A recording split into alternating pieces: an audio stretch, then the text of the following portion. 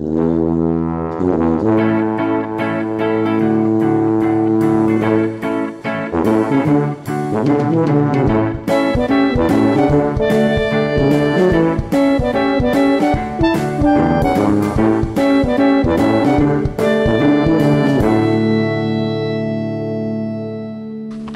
wasn't about anything.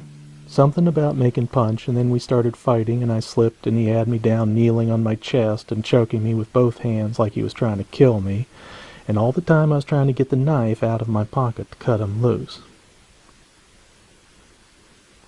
Hi, I'm Bill Peschel, the author of Writers Gone Wild, my new book published by Penguin, and this is a story adapted from the book called Hemingway's Honeymoon.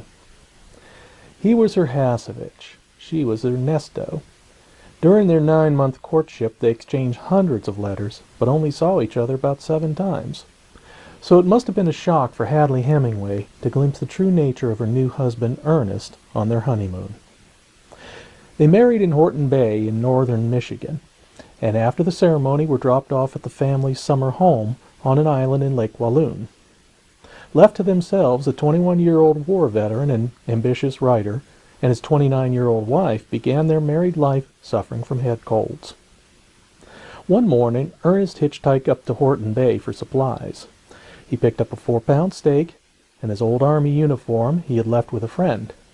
He also ran into a bootlegger and got drunk. He returned to the lake, stole a friend's motorboat, and headed to the cabin. Hearing her husband shouting, Hadley walked down to the water's edge in time to see her drunken Ernest roaring through the choppy waters. He threw the steak at her and drove off up the coast. Hadley followed through the woods. Soon she heard someone singing an Italian army song. She followed the voice until she found Ernest, still half drunk and now wearing his uniform. In bed, Hadley found Ernest to be a distracted lover. It was common in the middle of making love for him to grab a book from the bedside table and start reading it over her shoulder. Little wonder she called the honeymoon mostly a flop. Hemingway also had some peculiar beliefs about sex. Men only had so many orgasms, so they should be rationed throughout his life.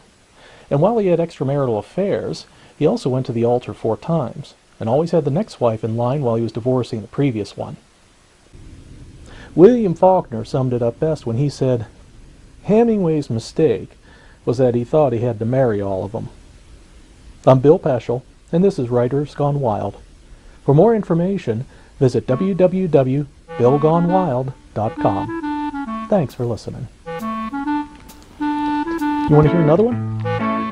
Okay, this is a clean, well-lighted place. It's one of my favorites.